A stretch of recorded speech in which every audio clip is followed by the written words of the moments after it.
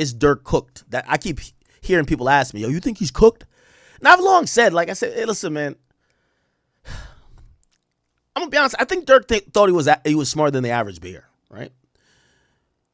You know, without y'all calling me a snitch or something like that, there's many crimes and murders in hip hop, and you guys can name some people who you think that, you know, of course we're not gonna sit here and just, you know, speculate or try to incriminate people, but the death of certain people, you know who behind it, you know who sent the hit, you know who gave the bag, you know who set it in motion.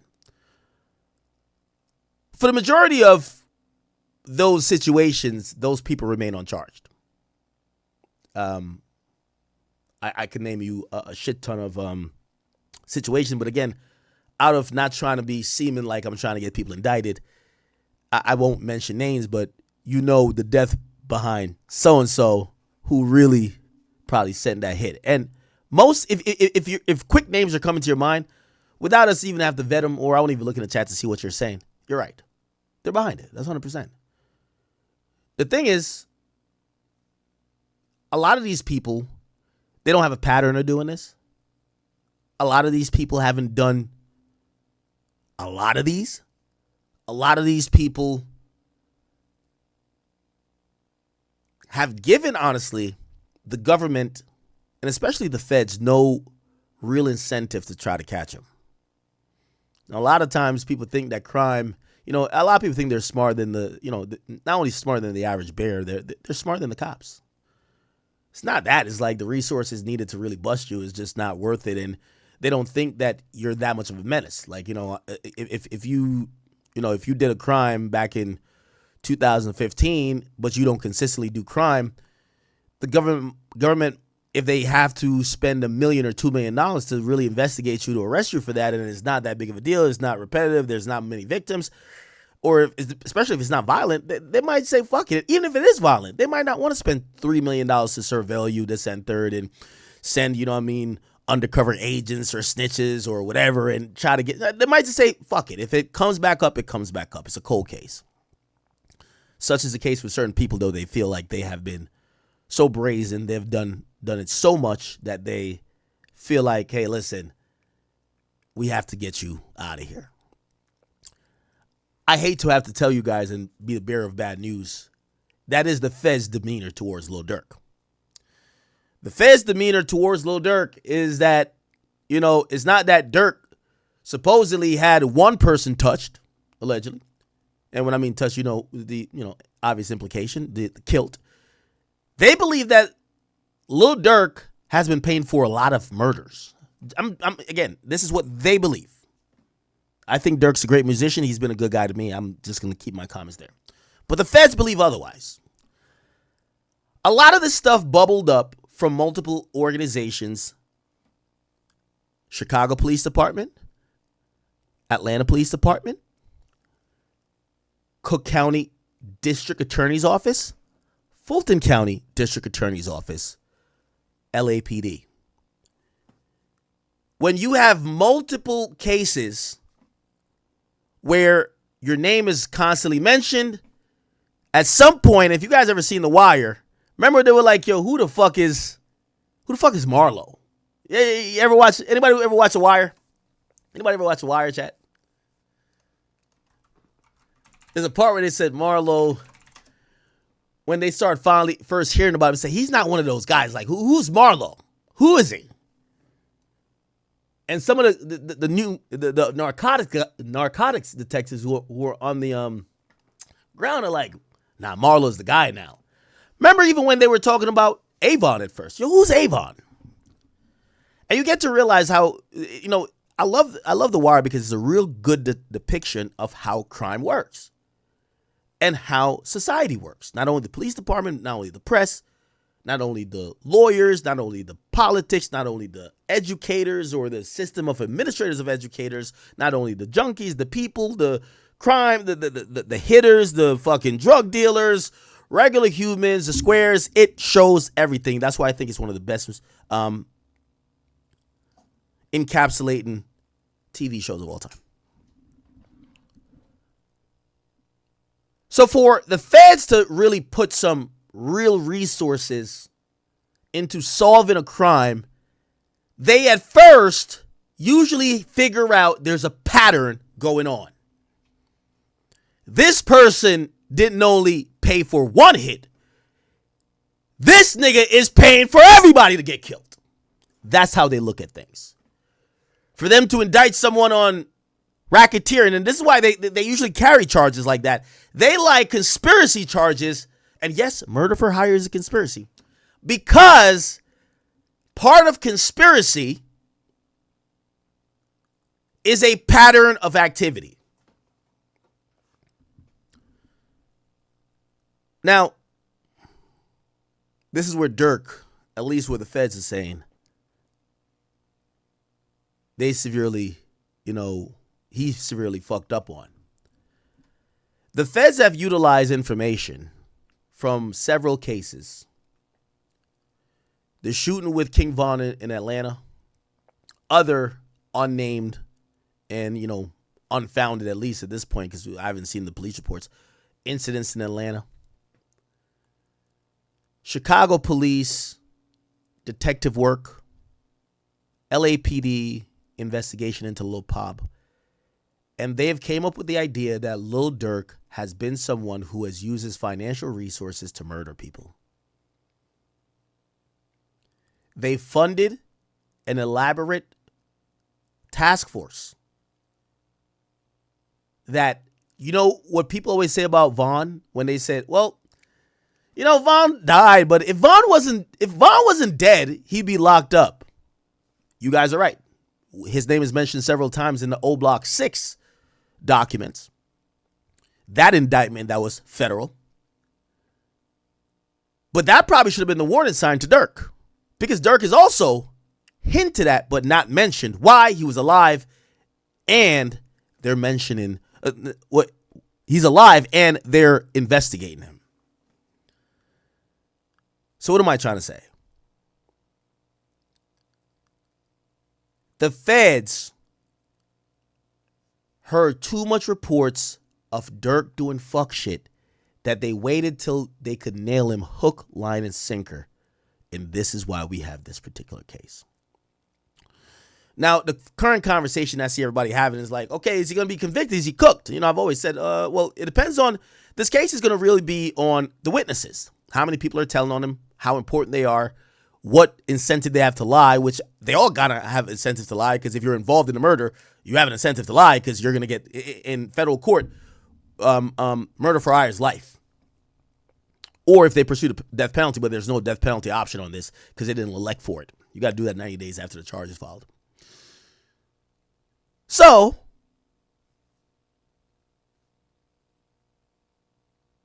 is he cooked? Well, again, my opinion is depending on how many people tell on him. We're hearing wild amount of things. Well, there's mad people telling. A lot of people have flipped. I don't want to spook Durk fans here, but I do want to give you some more details that kind of showcases how much the feds have been warning Durk. I often tell you guys back in, right after Young Thug got indicted, I got a call from someone who knows a lot of these. Well, really, they knew a lot of people in Atlanta and the Atlanta DA's office. And I remember that was the time that Lil Baby was trying to play hide and go seek with all the killers he commissioned out in Atlanta. But he was trying to play hide and go seek. He's like, nah, I'm not F4PF no more. I'm like A, B, C, D, E, F, G, C, B, F. Yeah, he didn't want no more parts. And I get it. It's time to act like you're a choir boy. I get it. But I got a call, and the person said, the people who are, by the way, YFN already was indicted. But the call I got, it says, I'm going to just let you know, Durk is up next. And I was a little bit flabbergasted. I said, what the fuck has Durk been doing in Atlanta? Now, we knew a few things, but it's like, indictment? Gang indictment? He's not even from Atlanta. What that actually turned out to be was that this was mounting concerns and conversations that law enforcement was having about Durk. I always told you guys, when we go to his bond hearing, Durk Vaughn hearing, there was a Chicago detective who actually testified. Case against. Okay. There's a Chicago detective who traveled all the way from Chicago, and they testified. They testified against Durk. Now, to you, that might be like, okay, this was a detective. You might be like, all right, but who gives a fuck? I'm going to tell you why it matters. Chicago police, they were mad they couldn't get Durk. So they were working with Atlanta cops to get Durk. So when you have cops teaming up with other cops, you know when they say, yo, who got this song that said, I got my old ops linking with new ops? Yeah, when you have cops linking with other cops, it's only so long you're gonna last.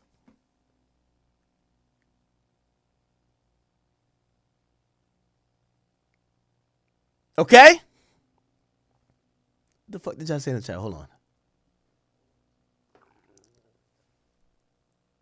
So that was a problem. But then when usually there's joint investigations and detectives from different cities are talking, that's the perfect cases for the feds who got more resources. I see y'all spamming some really crazy stuff. So I'm going to try to get through this a little bit quicker. The old ops linked with my new ops. Wait, is that in Yeah, I think that's it. Yeah, I think. Yeah. They don't be outside when you think they has to be on the gram. Old ops fucking with my new ops. Oh, man. Yeah. You have your ops as in the cops in Chicago, right here, going to Fulton County, trying to make sure you stay in jail for that crime. And then Fulton County going to the feds and also going over to LAPD. And the feds says, y'all don't got to link up. All y'all link up with me. Now let me tell you where this is a culmination and this is the effect of everything. So as we wait for the April trial of Lil Durk, and we're wondering who's telling, is Vonnie telling, is OTF Jam telling, Didi seems like he's solid. Who's gonna flip on Durk? We are hearing that there's maybe half a dozen cooperants. How close are they to Durk? Did they hear him say something? What could they really pin him to? That won't be revealed until trial comes. They have put a order of protection on that information. They have vaguely talked about it in documents. But we do have some new information, but it's coming out from a different case. Now, Durk isn't indicted in this case. And I want to use a name here, but I don't want to throw him under the fire. But go back, let me just go back and look at Dolph case. When you look at that Dolph case, it's really two people that they keep referring to, but they never name. We kind of figure out one of them because he dies, Big Jug. But there's somebody else they keep referring to. They never name. Remember I told you. The feds have now showed a little bit of their hand in this other separate case that Durk isn't charged in. This is not snitching or nothing, because anyone with a brain could figure out they're talking about Durk. Now, Durk isn't charged in this. And I would imagine they're not going to charge him because they already got him charged for some other shit in LA. But the fact that they're not lumping this in, I think they got Durk hook, line, and sinker. Now, remember back in Chicago, Durk's brother, D-Thing, got killed at Club O. It's a club named Club O. His brother went there, and the story goes that he was shot in the head near the entrance. Okay? Apparently, it's been abandoned. It's been abandoned. Police have not really responded, or even, they've not treated that club well after they realized violence have always been there.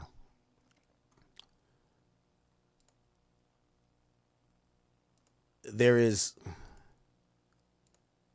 is Lil Durk's brother, and hopefully hopefully we don't see any gory stuff, but Club OD thing. That's where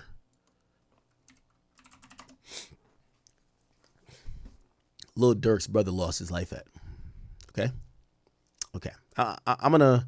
There was the viral video of somebody walking up to it the day after, which was, I think this is a little bit spooky. The club was closed, but you saw blood on the ground. We won't show that, but this is a club. Apparently, somewhere in between this entrance and a little bit in there, some people feel like he was around here. He got shot in the head. He died. In the following days, there was numerous shootings reported, but there was several people who died. Notoriously, one person whose name is Stefon Mack. We later saw the feds charge 2 people with his murder. One, and Anthony Montgomery, okay, who is AJ. Supposedly that's his hood name. AJ from Mike City or something like that. And then Preston Powell. They both got charged. The idea that the feds, and by the way, this is not local police. Usually we know Chicago police, they can't solve nothing. They can't prove a fucking thing. And this is what I'm saying. I think Durk had to realize, bro, these cops wanted you for a long time. I think these guys get caught because the cops wanted Durk, but they still haven't charged Durk. So they charged these guys.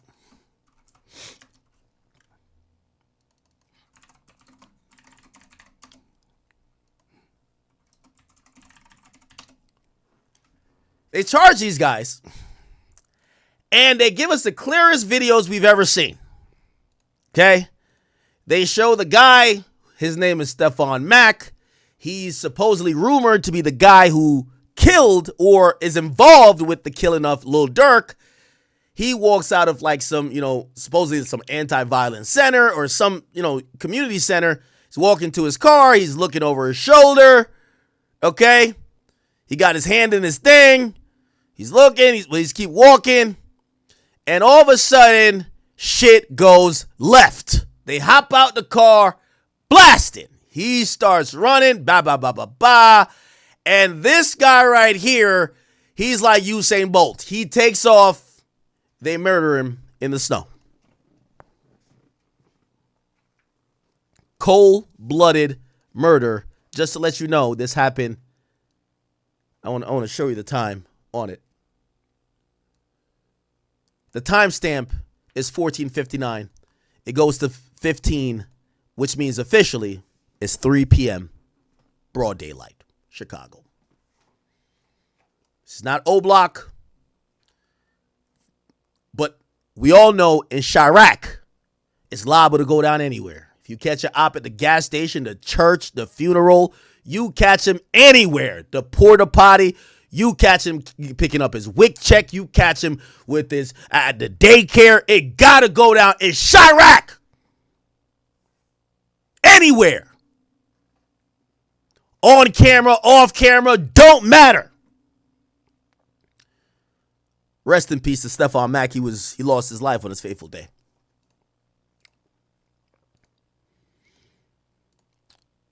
The videos that subsequently came out, and we realized this is where the feds are good.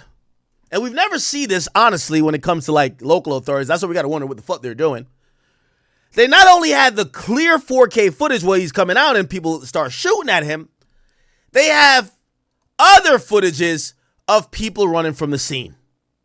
There's a guy who ran from the scene because what happens, if you guys don't know, remember the guy, right?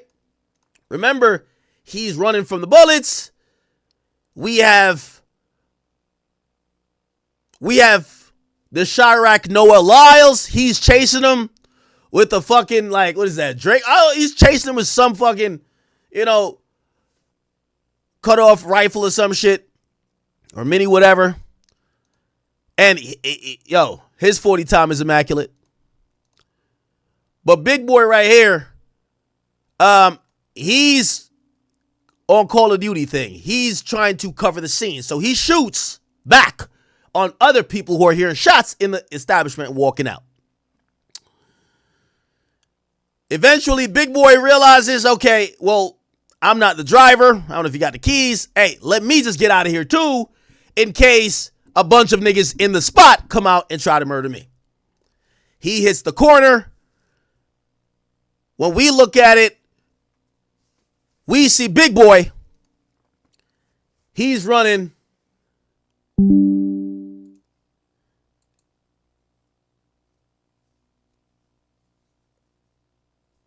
Did my internet go out? Wait, what the fuck just happened?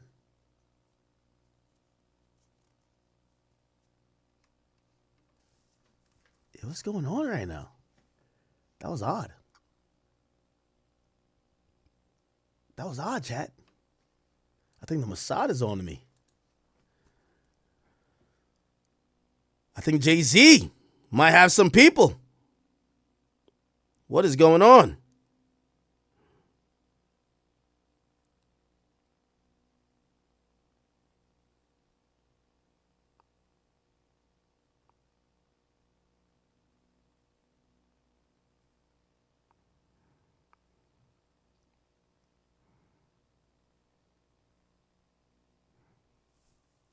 Are we back?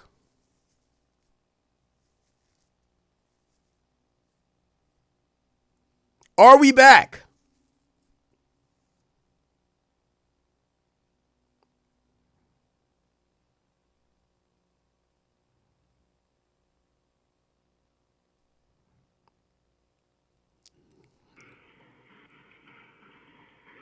One in the chat if we're back, please let me know. This is important. I was in the middle of telling a story. It's an elaborate story. I know for some of y'all be like, why can't you get to the point? Well, I kind of try to treat every video as if you didn't watch the last part. Okay? Kind of, yeah, that's the best way for me to, do a lot of these topics. Because I hate clicking on a YouTube channel.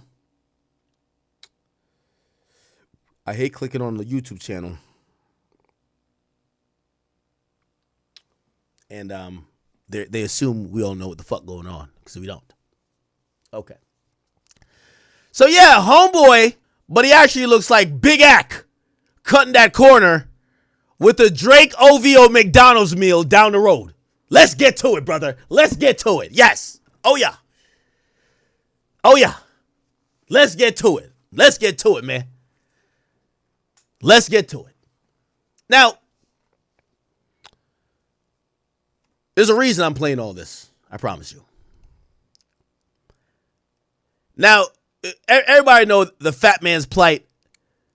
After about 20 seconds of running, your ass is gassed. Okay? So the sprint turns into a light jog, which turns into a walk, and probably a... We all know. Okay? Before he clears the frame, he's like, all right, man. Okay.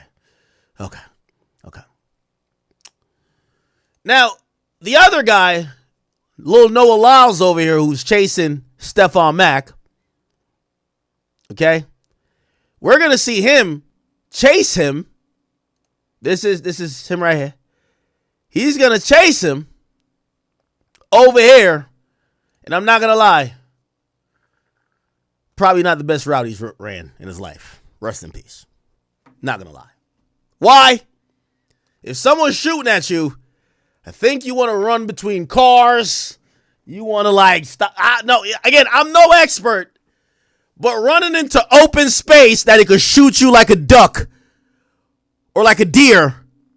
I get it. Chirac niggas don't got the best aim, but shit. Don't just run in open space. Kind of run behind a house, do something. Drop behind. Okay, I'm not saying it is what it is. It is what it is. Rest in peace. He eventually collapses. You're going to see here. And at that point, you know, this guy, he's just standing up. He's, you know, you'll realize he doesn't get past this tree line. And he walks up, he runs up. And if it was unclear, oh, never mind. The guy's still going. Never mind. Oh, he's doing the no allows right here. If you don't realize, he eventually kills him. He's down there. Okay. Now, there's more information and more details that I must show you. And I am getting somewhere, so please just have the patience with me.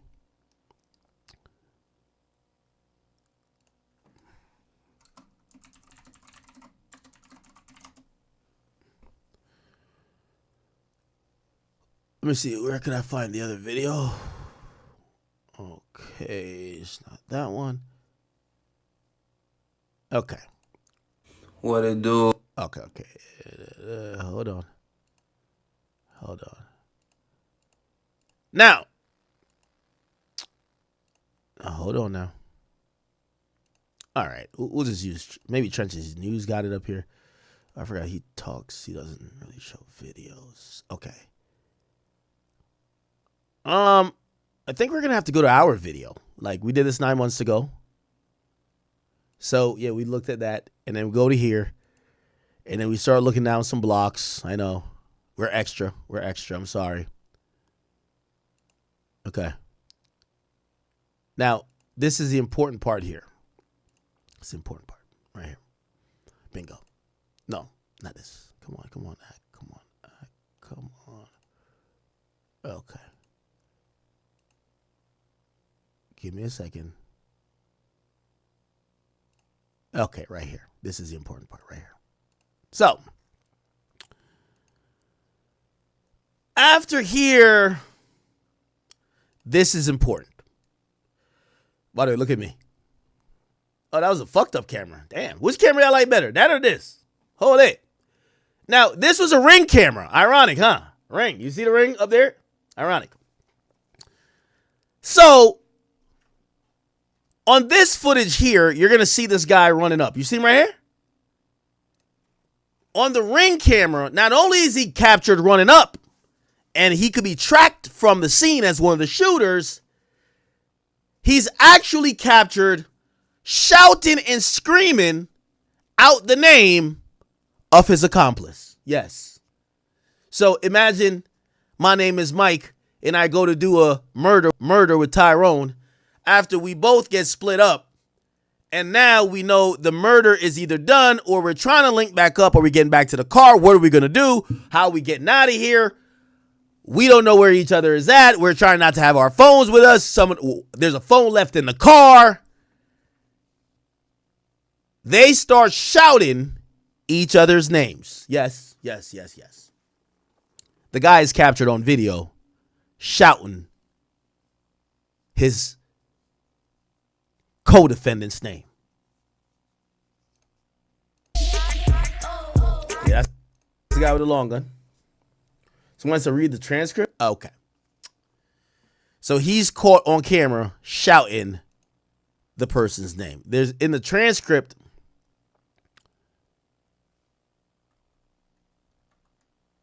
Okay.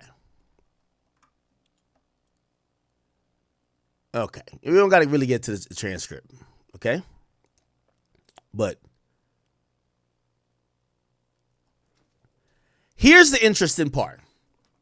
And this right here, which we talked about 9 months ago, is now coming to life. But let me help explain it to you in what it means. So these guys do the murder.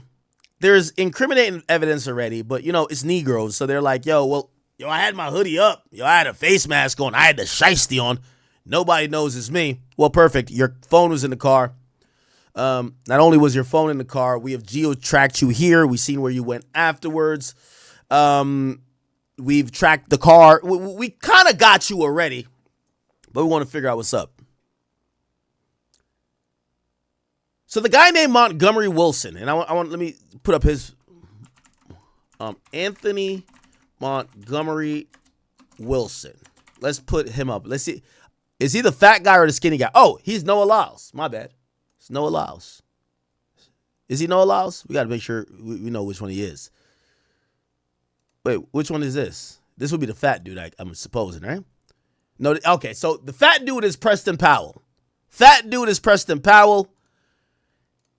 And skinny dude, the Noah Lyles nigga who's doing like, yo, this nigga is he's going crazy. Oh, and Anthony Montgomery Wilson. So this is the Noah Lyles nigga.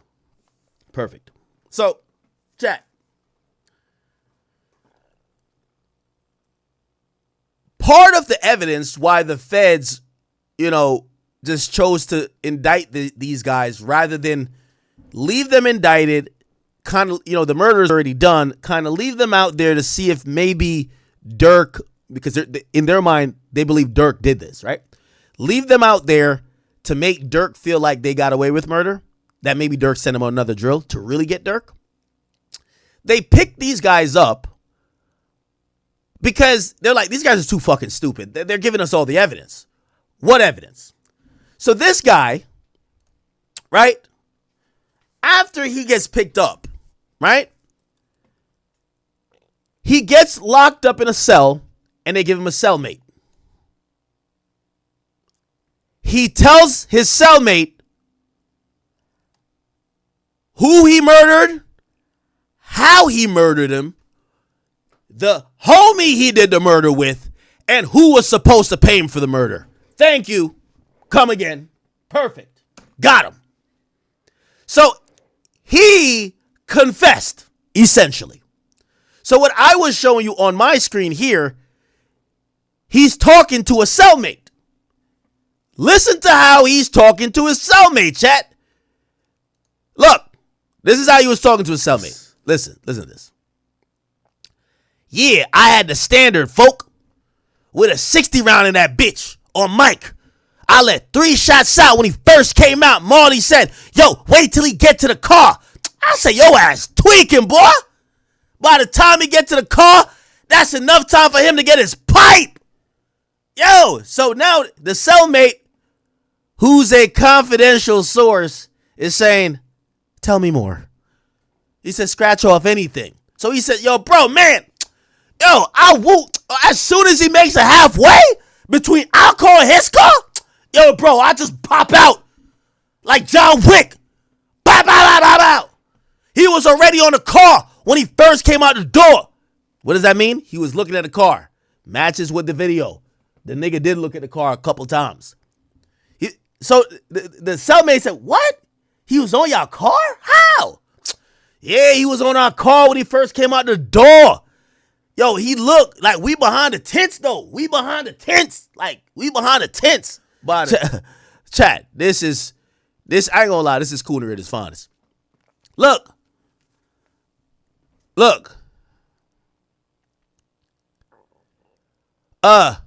They tells man there's armed security. An armed security guard. I'm cool. On Mike.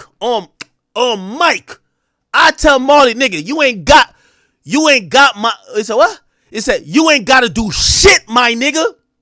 Just keep that security guard off us? Nigga, on my dead niece. Yo, you don't gotta do shit, nigga. Just make sure that security guard stay in its place.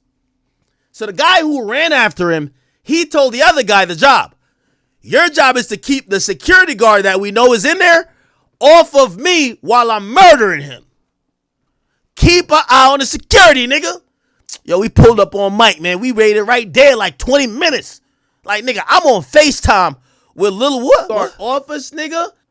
Okay, damn. I'm like a great streamer, huh? Look, I was reading it just like that before. With Lil who? Who are they on? Okay, I'm on FaceTime with Lil something. Is that Fred? And they said, keep us on FaceTime. I want to hear the shots. I want to hear this shit. Man, the nigga ain't even supposed to make it that far, nigga. So I guess he's describing to something like, man, that nigga was supposed to run that far, man. We supposed to murder that nigga. Only reason he made that far, folk, is because I had that big-ass gun. And I couldn't really, like, hawk him down like that, you know? I really don't want to be trying to shoot no nigga from no distance. I missed to walk him down. Congratulations, you fucking idiot. This is now in your paperwork. So, his statements to his cellmate is being used against him. Chad. I've seen him do it. Yo, Chad. I've seen him do it. Chad. I've seen him do it. Yo, Chad. I've seen him do it. What? Yo, Chad. Man, I fell down to my knees when the law came. Now, that's what we knew back then. This was 9 months ago I did this video. I want to show you. I did this video 9 months ago. Okay? 9 months ago. Well, every good story needs a sequel, and every good movie needs a sequel. Here's the new information that we've now found out. So in August 2025, a few things happened, and this is where we go back to the academy.blog, because it tells us a lot more about Durk, and it tells us what they think about Durk. Okay. Wait, why can't I, wait, hold on, what? Am I not logged in to my own site? Okay, let me log in real quick. Damn, I got to log into my own site, man. Man, I fell onto my knees when the law came. All right. Here we go. My bad, chat. My bad. Okay, here we go. I apologize. Wait, is it not happening? Okay, here we go. Perfect. So let me read the headline. It's an exclusive. The government reveals in paperwork of one of what they claim is Durk's shooters, he accidentally snitched on not only Durk, but he snitched on the other nigga he went on a drill with. How? He's locked up and he wants to tell niggas how much he's a killer. So he tells his cellmate how he killed the two niggas, or killed the one nigga. And his cellmate is a confidential source. What does that mean? Either the cellmate offered the information he told him for a lighter sentence, or the cellmate was already a source working with the government and was probably, you know, when they arrest someone, they put him as the new guy in your cell to see if you go run your mouth.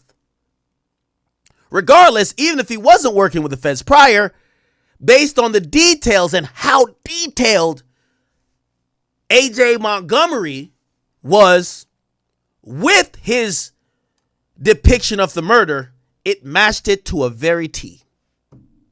The other guy is trying to keep the security guard off.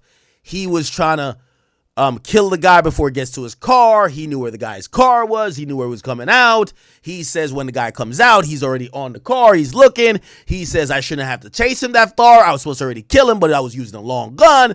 Everything he said to the damn cellmate matched the description. So what happens is two things, okay?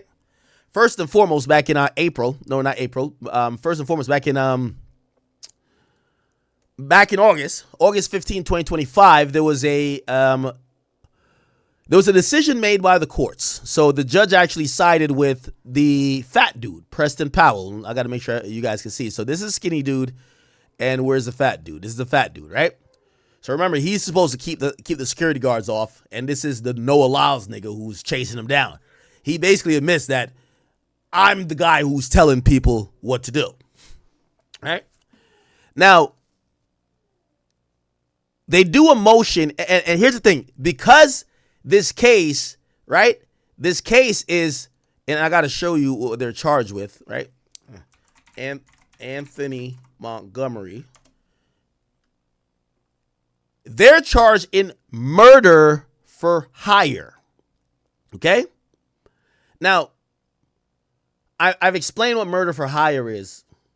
It carries the same penalties, if not stricter, as just flat out murder. There's not necessarily a degree to murder for hire, even though there is certain variations of it. It's the only thing that usually matters is if the person dies or if they didn't die. If the person dies, you'll never get out of jail, no matter what. If the person didn't die, there is some wiggle room. If the person died, you also could get sentenced to death. Very different from murder that has several degrees. Very different from manslaughter, which is a particular part of homicide that you could probably get out in 15 years. This shit is more ironclad. Why? It lays out a conspiracy, and that's what it is. Murder for hire is cousins of a RICO because both, in its very essence, is a conspiracy. So the conspiracy is that y'all got hired for this plot to commit murder. Now, a lot of people were thinking Durk was going to be added to this case. Why? If you're getting arrested for murder for hire, both of these guys, who did the hiring? Now, the government consistently mentions who does the hiring, doesn't charge him. Let's see if the government just didn't know who, or maybe they did know who, but either they didn't charge him because they had another case, or maybe they're still holding this later, that maybe if Durk beats that first case, they'll charge him with this. And that's the thing here, people. You see, the feds, I think they've sunk their teeth into Durk, and they want something. They're clearly outlining that they feel he's been involved in other crimes, even if they didn't charge him. And I would imagine if they feel he's going to beat this case, they will link up and offer deals to these other guys and ancillary people for this other unrelated case he's not charged with to get him there. I think they want at least 15 or 20 years out of Durk's life. And for the Durk fans, that is not good. I'm going to be honest. They seem to have some incentive. Okay? And this is not like a YoungBoy situation. Let me give a little parallel to YoungBoy. I think the feds were salty that YoungBoy beat the gun charge. He then gets pretty much a favorable, really favorable plea when it comes to a global plea that solved his gun case and also resolved his drug case. Okay? When the feds get embarrassed like that, they're going to still watch you and wait for you to fuck up. The thing is, with YB, Trump pardoned him. And when Trump pardons you, not only is the DOJ going to fall back, but everything they may have had against you, it feels like they have to start over again because you're pardoned. They can't use those prior things against you. So you have it's like a new life, damn near almost. And I think that's why the feds haven't tried to bust him for some other shit again, if you ask me. But again, Durk is a different case. I haven't seen someone get pardoned for a particular murder for hire, right? Anyway.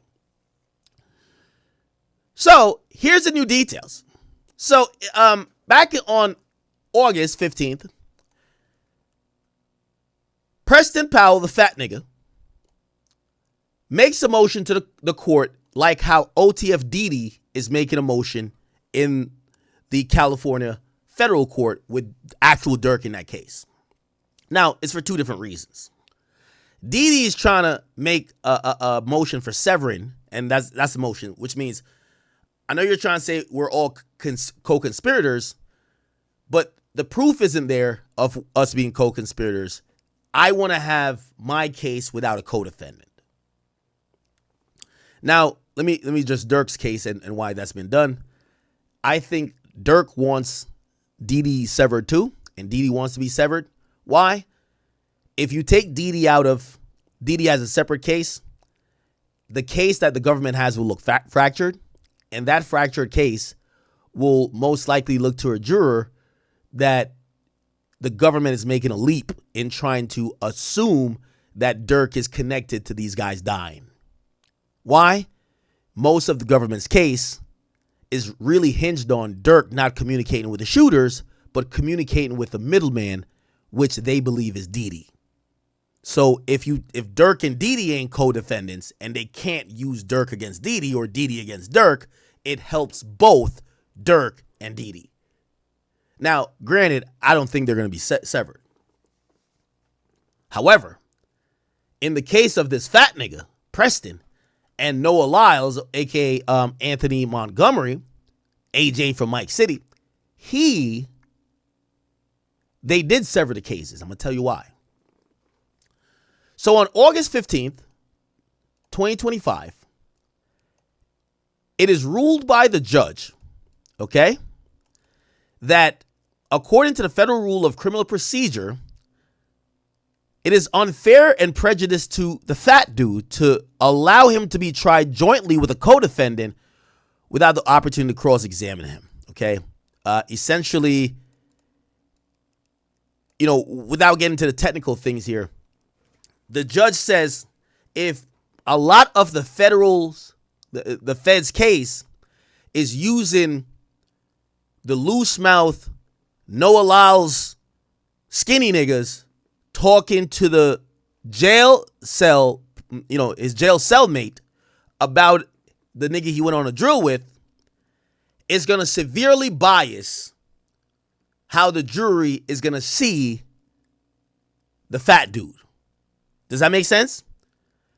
If they're using basically, it's not a confession because, there's no signed document. Maybe he's just talking shit, even though all this talking shit seems mad close to what happened.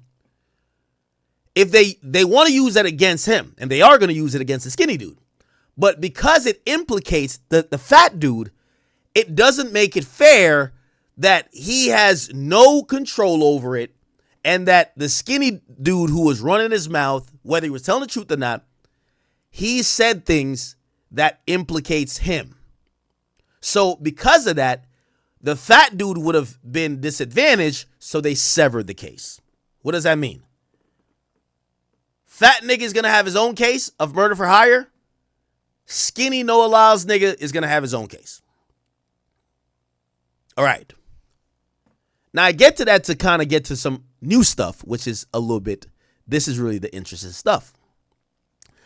Now the government put a lot of stuff in, they're still going through motions of trying to admit. So the government is still trying to admit all of the conversation that the skinny dude had with the cellmate, because it's pretty much a confession. Now, in that admission, here we go. It says a little bit more. So the government is saying, we seek to admit these. Now, here's the thing. The whole thing is going to be admitted. Now that they severed the case, the whole thing is going to be admitted against Montgomery. But they're pushing forward to admit some of them against Powell. So remember, they're saying if the whole thing, there's a whole conversation like, oh no, you can't admit the whole thing. They're like, maybe if you could redact the name, but they're going to know they're talking about him. He's the only co-defendant. So now the government is trying to get these new excerpts. He said, we're not trying to use everything against the fat dude because we get it. He wasn't locked up. He didn't talk. But there are certain things that maybe we could use. What are they? This is going to give us some information. Excerpt 1. Montgomery, skinny dude, explained to this jail cell mate that the bounty for killing Youngin, which was Stefon Mack's name, was 70 grand. So that's some new information. They're saying somebody put up $70,000 for the death of Stefon Mack. And that Montgomery Wilson, skinny dude, tried to get the amount increased to 90 grand. This is what was said. And we got to imagine this is not someone who just volunteered information, because we actually have, this looks like it got to be audio because we have the guy saying it. It's not like the confidential source is saying, oh, no, that's what he told me. This sounds like the dude was wearing a wire in the cell. So it says, next thing you know, that's a dub. Man, reminds me when we were having that conversation, shorty. Ken told me shit, he a 70 ball. So they were talking about, some nigga named Ken told him that Stefon Mack was a 70,000 was on his head. I said, shit, he a 70 ball right now? So you know what I'm saying? He said, man, I'm trying to get him to go to a 90 ball though. So we trying to get 90 out of them for this shit. And the CS, the jailmate guy says, wait, for a motherfucker. He said, for Youngin, which Youngin means Stefon Mack. Here's the second excerpt. Saying this excerpt, the skinny dude is explaining to his jail cell guy, or his cellmate, that although individual A, and that's important, contributed 50 grand for the bounty, they only collected a portion of those funds. Now, this is where the obvious and where feds have, consistently like pretty much pointed the elbow at Durk. They're saying individual A is. And say, yo, look, Jam. Yo, this is what Jam told Didi. Oh, that's, ooh.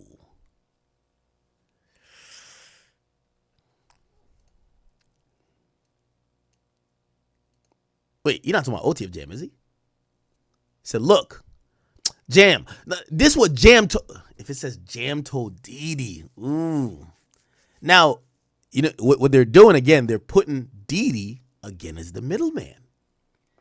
It says, he told Bondo, like Bug, he say, man, so-and-so gave up 50.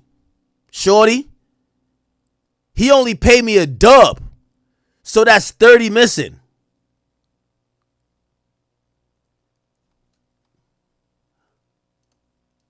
Wait, hold up, man. Yo, some of this shit is like unbelievable. Don't somebody got a lyric that says, pay me a dub, walk inside the club?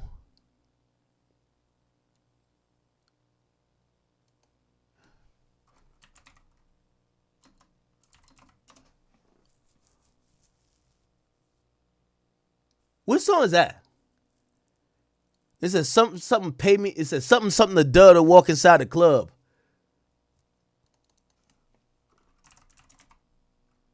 Back in Blood?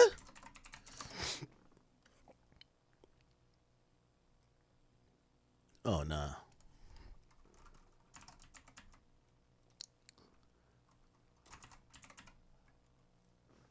Oh, my God.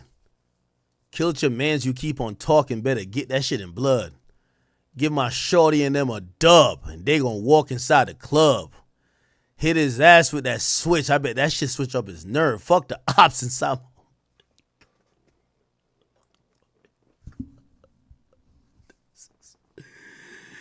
Yo, this is crazy, Chad. Give my shorty and them a dub. And the niggas in jail saying, yo, he only paid me a dub. Oh, my God.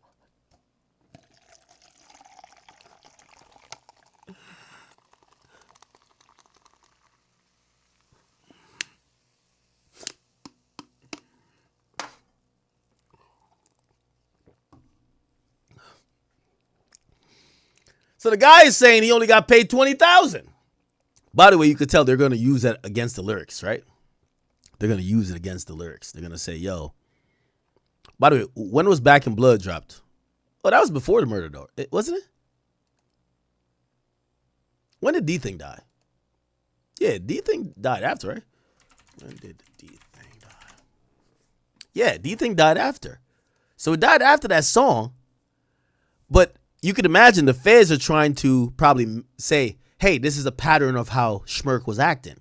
He would give somebody 20 grand. That was his rate. He even rapped about it. Right? I give my shorty and them a dub. They gonna walk inside the club. You know? Hit his little ass with that switch. Bet that switch up his nerve. And then the third excerpt is that when he explained to CS, to the cellmate, that he received approximately $40,000 for killing Mac. So now they say CHS, it says, so altogether you got 35? And this chatterbox over here says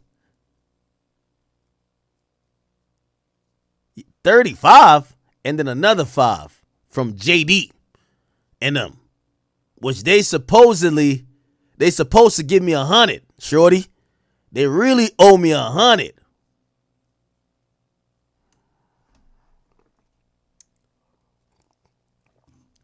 If Dame was here, man, Dame would say this is some chatty patty shit, man. You're spelling out the murder and the payments to your cellmate. This is crazy. This is crazy. Okay. It said these are 3 limited exceptions. And usually when the government goes in like this is because they're saying, we're not going to just broadly use stuff. We want to use really directed stuff. So the statements were clearly against his own interest. So they're saying that these statements don't help because, Preston Powell, the fat dude, his lawyer's going to be like, yo, bro, that nigga's locked up. He'll say anything. What the fuck? What did that guy do with me? Remember the cases are severed. Now, the government's going to say, well, this guy was saying stuff against himself. That's how you know he was telling the truth, right? Now, beyond that, here we go. So they're saying that it's going to help with motive, this and third. Now, this is important. They said, moreover,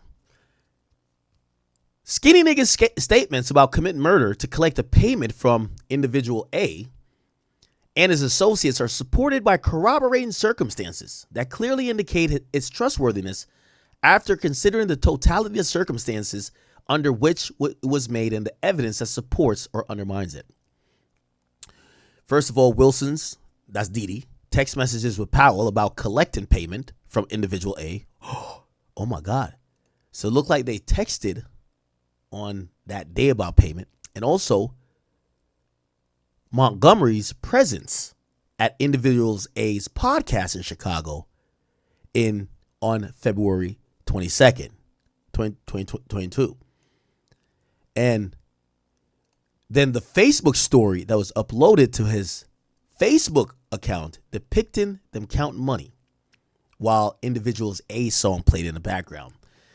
So they're basically saying they got proof that the money was paid because that's part of it. Murder for hire. Where was the funds? That's why in Durk's case now with the Lil Pob, they're trying to say that money does not only mean currency and cash. It means maybe a feature. It means a opportunity for your career. And those things are basically transactional, which basically is money. It's currency. Here's the irony about it. When you go to YouTube,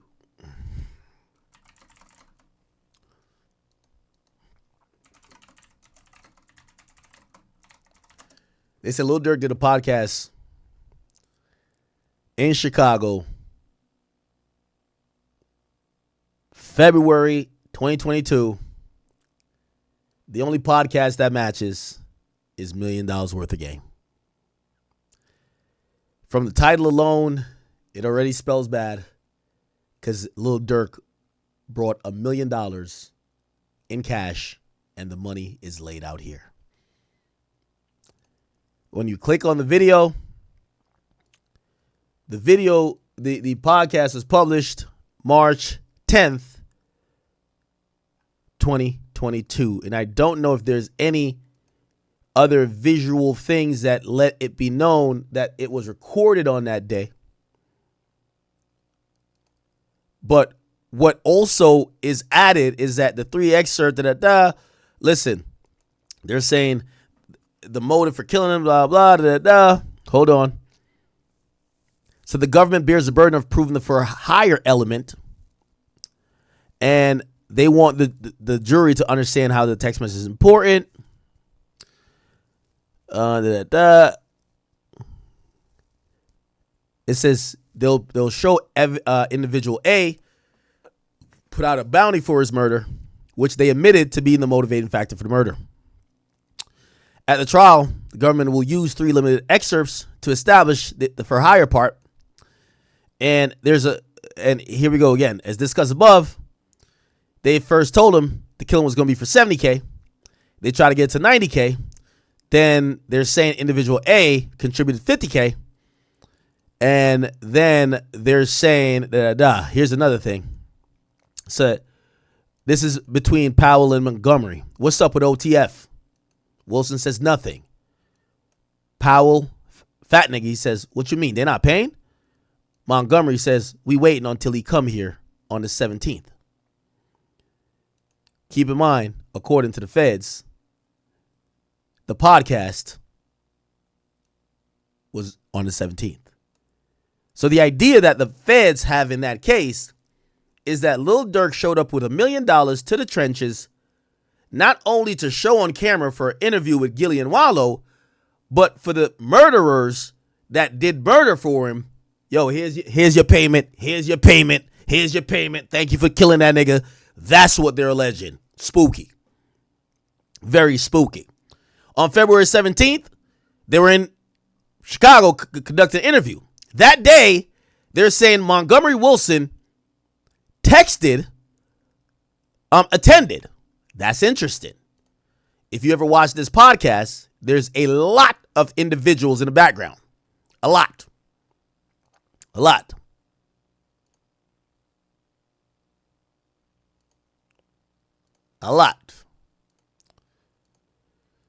There is a picture, I'm just to try to save time here. There's a picture the feds use.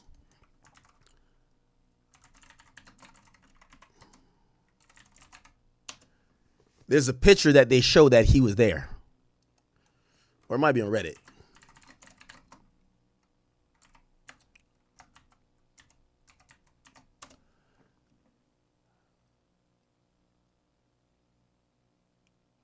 Let me see. I don't want to go through like the other paperwork. They have a picture in the documents. I just don't have the other documents. I don't want to waste your time. Let me put Durk. Probably got to put Reddit or something. I think Reddit has it.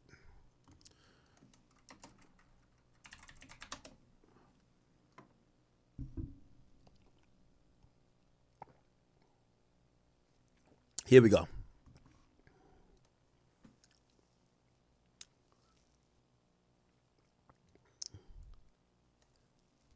So Anthony Montgomery was at the, if you guys don't know, while the podcast was shot, there was a couple things that was shot too. Aha was shot the same time when he's in Chicago, right? Let me see if I can find a behind the scenes of Aha. BTS Aha. Behind the scenes, I'm trying to see. Here we go. Okay. Oh no. What the fuck? Okay. I mean, we can just play the actual, video on mute. But it's supposedly shot in the same place. Again, you can see the chandelier.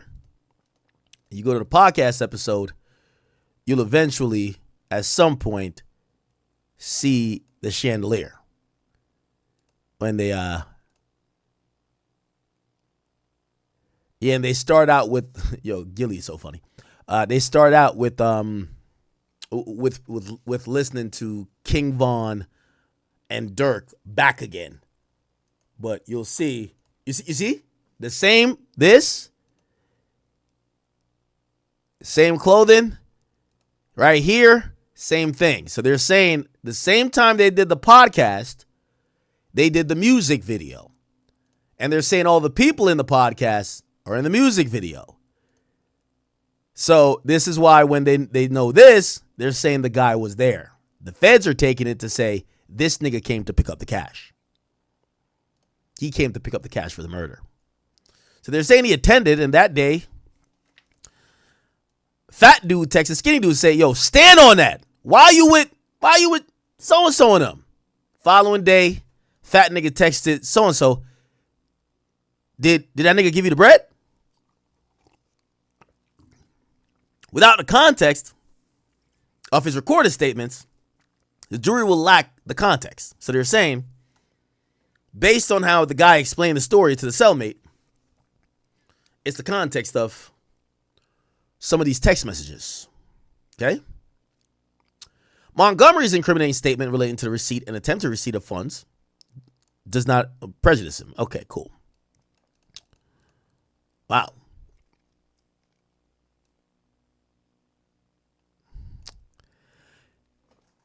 You know what the craziest part of this is, chat?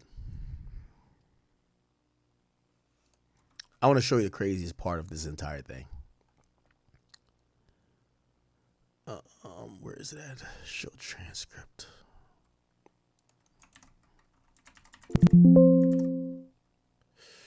There's a part of the podcast. There's a part of the podcast that Wallow gets emotional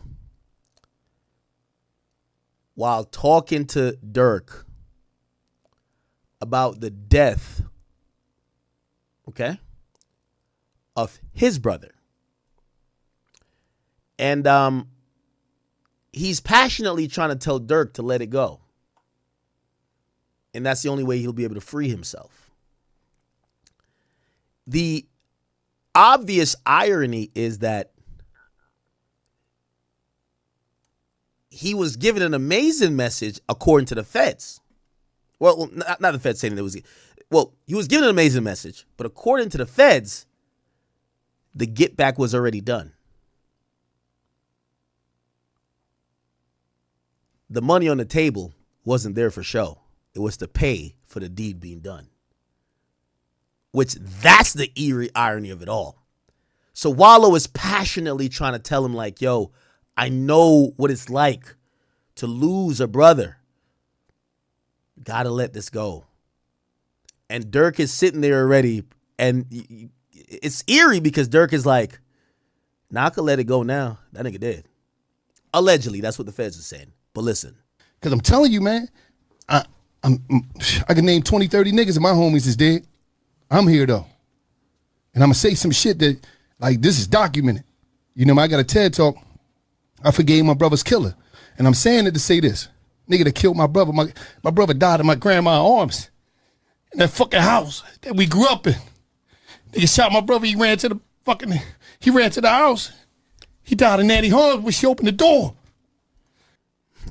Whole time, by the way, there's a D thing chain here. Whole time Smirk is like, the Smirk probably think, man, I don't got them problems, man. That nigga would kill my brother dead as fuck right now. Like, what the hell?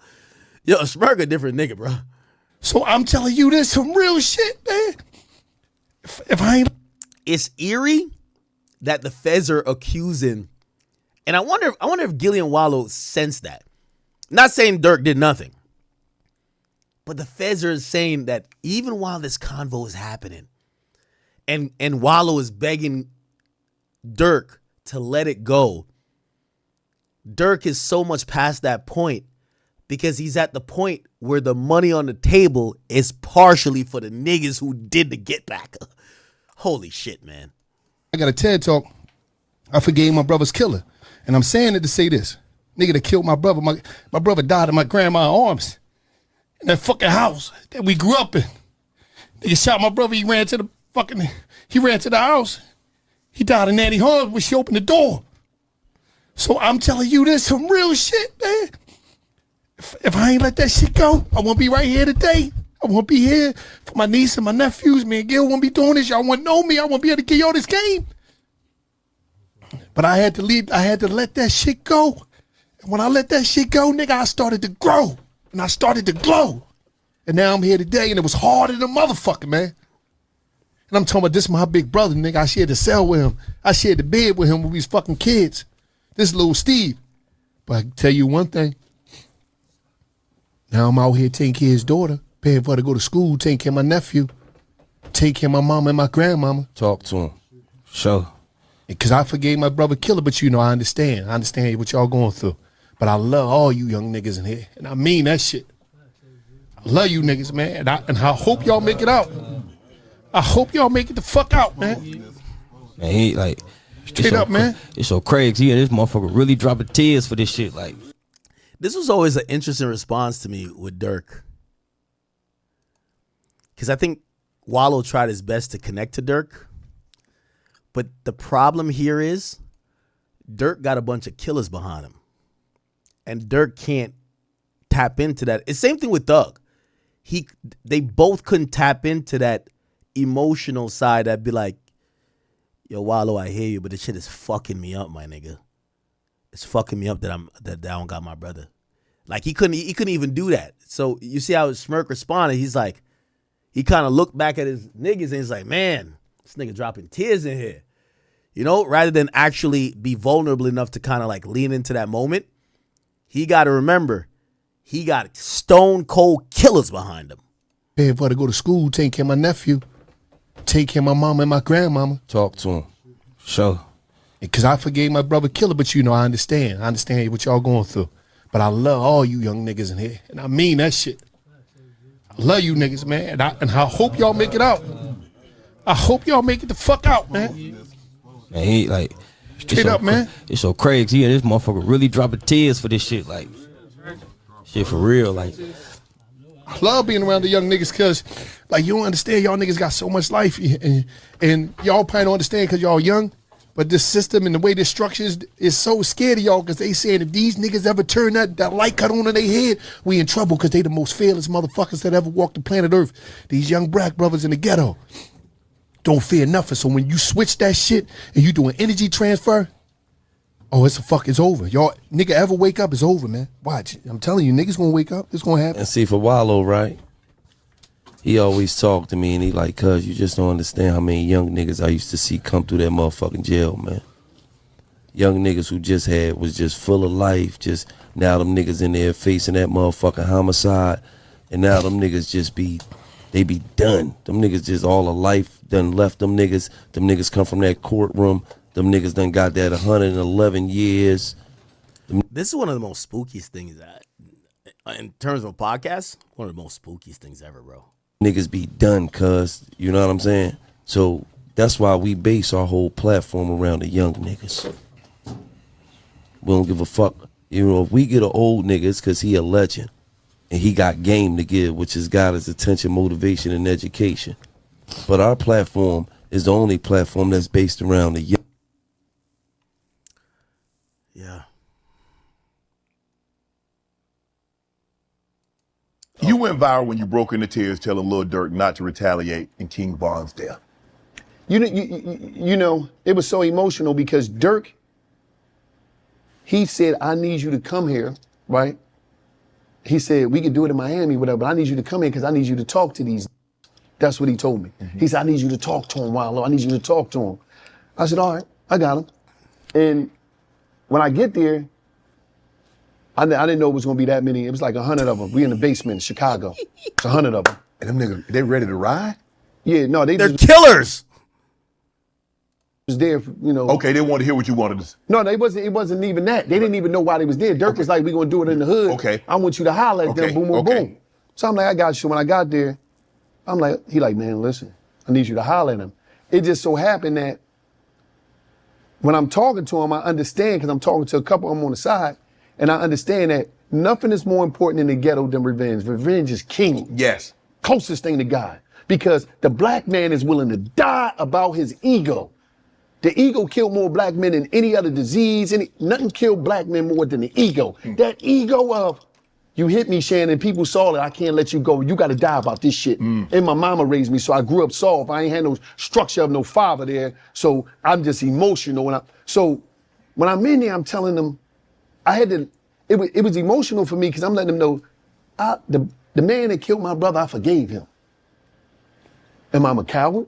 Am I a punk? Well, I don't know what that shit mean. But I knew that forgiving him mean that I was willing to live for my brother in an environment where we celebrate dying for somebody. I said, no, I'm going to live for my brother, my grandma, my brother, kids, my mama. I'm going to live for them because don't nobody talk about that. But I know that, I'm going to just be straight up. I know that I'm not built to die right now because I know it's more things that I got to do, and I know I got a responsibility. That was my older brother. You think what I'm saying? So It's like, I got to step up.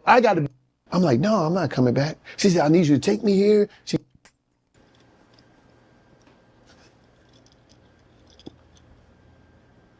I ain't built like that to see nobody else go out like that. I always said, you special. That's not cool. That's not tough. So all that stuff right there is a real big program. You ain't gonna lie. Yeah. Remember around that time, Durk had told me, like, yo, I'm gonna do an interview with you. And then I know y'all wanted me to be mad at him. Y'all were kind of mad at him because, like, he went and did the interview with Gillian Wallow, and I was like, yo, they did that shit in the trenches of Chicago. Yo, thank God Durk ain't bring me around them niggas. Thank God. Bruh, first, I wouldn't go to Chicago. Second of all, yeah, that's $1 million worth of game interview. You know what me and Durk did our interview at? So they did it in some, like, trenches of some random basement in the hood with 5,000 killers. Like, the amount of bodies them niggas have in that room is probably like, it's like 5,000, right? You know when me and Dirk had our interview? The Waldorf. It was a $2,000 a night hotel, my nigga. Top floor. Like, I booked it. They told me what to book. I booked it. We set it up. Super luxury. Beverly Hills. Dirk comes in. Stylist, manager, security, and one homeboy. That's it. Comes in like damn near basketball shorts. Like, yo, where's the bathroom? And I'm about to change. That's it. I'm telling you, Dirk respected me. He know not to put me around all these murderers. What the fuck? Don't put me around the murderers. What the hell? Leave that for Gillian Wallow, respectfully. All right. Let's keep it going. So that's pretty much it. The idea is that the guy yapped to his cellmates. We're figuring out money. They're saying that it was $70K on the dude's head who killed supposedly D-Thing. They wanted to be 100. They initially we're told that 50K was coming from individual A. Then they're saying that they collected like 35. It's really convoluted. Obviously, they got picked up before. Okay. All right. Let's get to some other stuff.